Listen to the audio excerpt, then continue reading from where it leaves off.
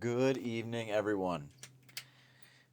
As you've seen, we started off tonight with a little bit of back, and Ross was running a couple minutes late, so I thought, let's get a little deadlifting in. So I did a set of 135, a set of 225, and a set of 315 to get warmed up. And then he showed up, and we hopped right into some pull movements here. Got right into some lat pull downs. We actually did quite a bit of volume tonight. I didn't realize how much volume we did until I started to look back at this video. And there's nothing wrong with that. We got a lot of good work in tonight. Hope you guys enjoy the video. Back in biceps. We even finished this off with a crazy set of crazy eights, which I haven't done that since high school, where you hand the bar back and forth. So that'll be good. And I'll be in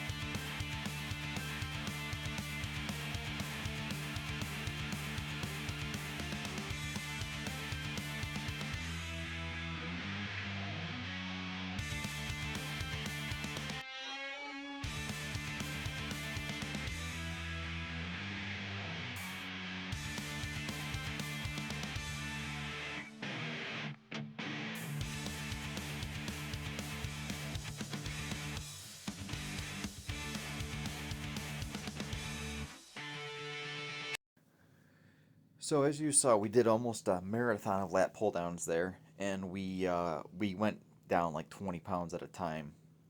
Started at like 80 and went all the way down to 200 on those.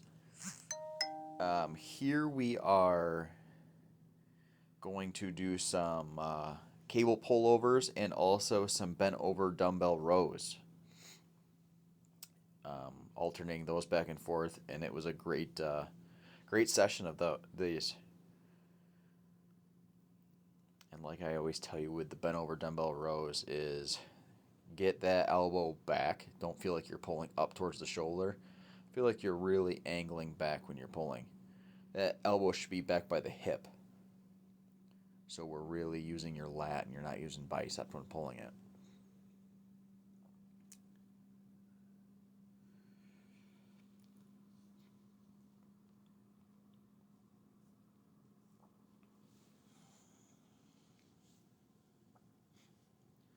And I believe what we were rotating was a 60-pound dumbbell. Not very heavy.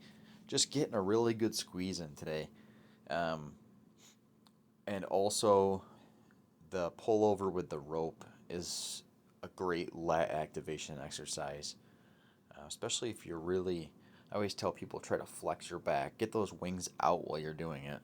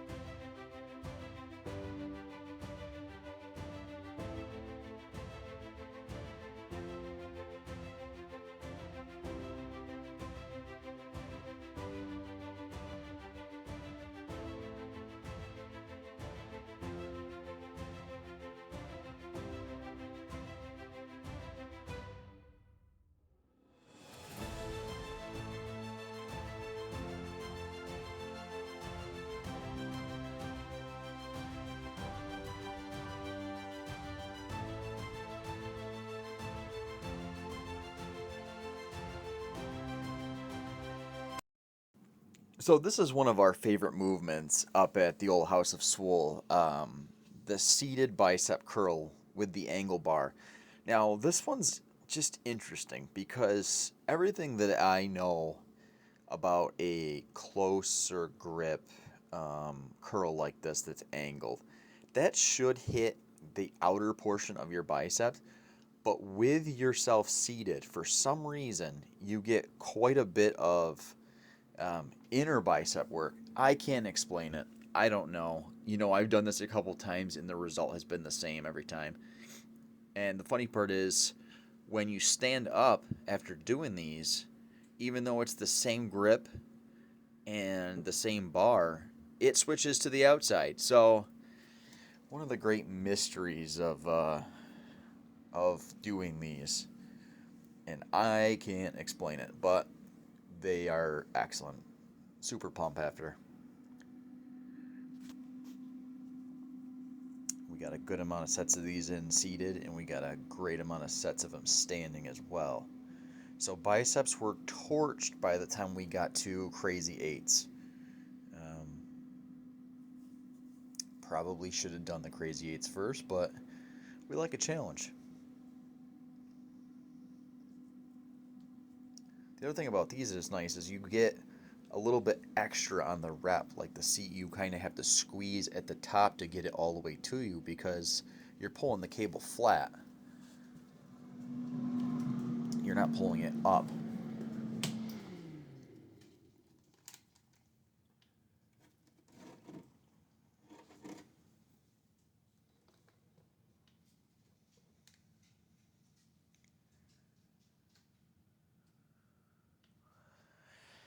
And I would recommend watching myself do these. I would recommend doing them slower. I didn't realize how quickly we were doing them. I don't feel like we're doing things fast. Like I feel like I do everything at a pretty slow pace. I'm always preaching time under tension.